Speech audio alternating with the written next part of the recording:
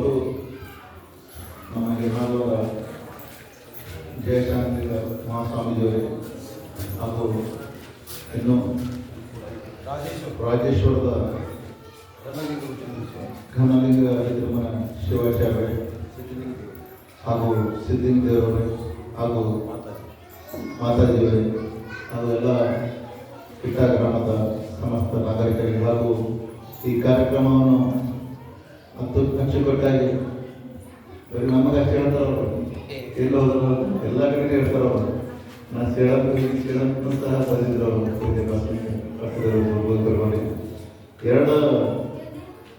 ಎರಡೆರಡು ಕೆಲಸ ಮಾಡ್ತಾರವರು ಒಂದೇ ಅಲ್ಲ ನಿರೂಪಣೆ ಜೊತೆಗೆ ಮತ್ತು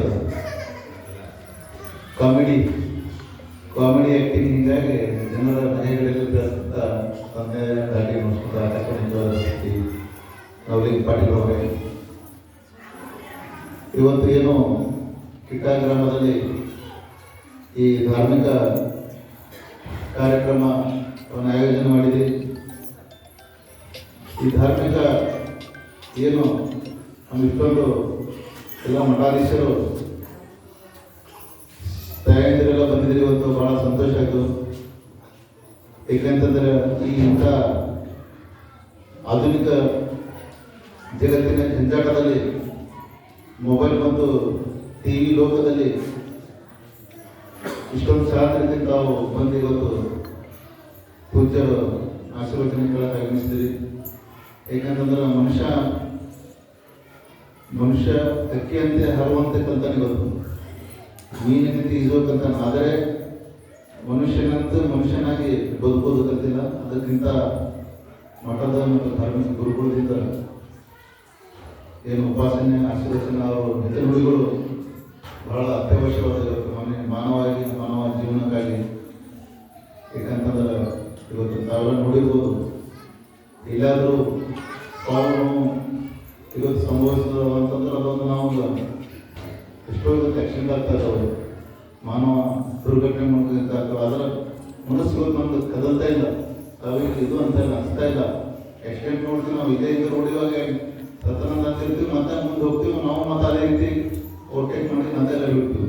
ಯಾಕಂದ್ರೆ ನಾವು ಈ ರೀತಿ ಒಂದು ಜೀವ ಚೆನ್ನಾಗಿ ಕಳ್ಕೊಳ್ಳೋಣ, ಮುಂದೆ ಒಂದೇ ಅದನ್ನು ಹೋಗ್ಬೋದು ಅಂತೇಳಿ ಏನೋ ಒಂದು ಜೀವದ ಹಂಚಿಕೆ ಇಲ್ಲ. ಇದಕ್ಕೆ ಎಷ್ಟೋ ನಾವು ಹಿರಿಯರು ಮಾಡ್ತಾರೆ 34 ವರ್ಷದ ಹಿಂದ್ಗಡೆ ಎಲ್ಲಾದರೂ ಸಾವು ನೋವು ಸಂಭವಿಸೋರು ಕೇಳಿದ್ರು ಅಂದ್ರೆ ಅವ್ರು ಊಟ ಸದ್ದ ಮಾಡ್ತಿದ್ರು. ಆದರೆ ಇವತ್ತಿನ ಮನಸ್ಥಿತಿ ಹೆಂಗೆ ಅಂತಂದ್ರೆ ಜಲ್ದಿ ಮಣ್ಣು ಹೆಂಗೆ ಅಂತಂದ್ರೆ ಇಮಿಡಿಯೇಟ್ ಜಲ್ದಿ ಮಾಡಿ ಇಟ್ಕೊಂಬೋದಿಲ್ಲ ಮನ್ಯಾಗ ಜಲ್ದಿ ಇಮಿಡಿಯೇಟ್ ಜಲ್ದಿ ಮತ್ತೆ ಯಾರು ಬರೋಲ್ಲ, ದೂರದಿಂದ ಹೆಂಗರು ಬರೋಲ್ಲ ಅಂತಂದ್ರೆ ನೈಲ್ಲ ಅವ್ರು ಬಂದು ಏನು ಮಾಡ್ತಾರೆ ಜೀವ ತರ್ತಾರೆ. ಹೀಗಾಗಿ ಇವತ್ತು ಮನುಷ್ಯತ್ವವನ್ನು ಕಳ್ಕೊಂಡಂತ ಇವತ್ತು ಆಧುನಿಕ ಜಗತ್ತಿನಲ್ಲಿ ನಮ್ಮ ಹೆಣ್ಣು ಇವತ್ತು ಮಠದ ಇವತ್ತು ಒಂದು ಕಾರ್ತಿಕ್ ಮಾಸದ ಎಲ್ಲ ಕಾರ್ಯಕ್ರಮ ಆಗಿಲ್ಲ.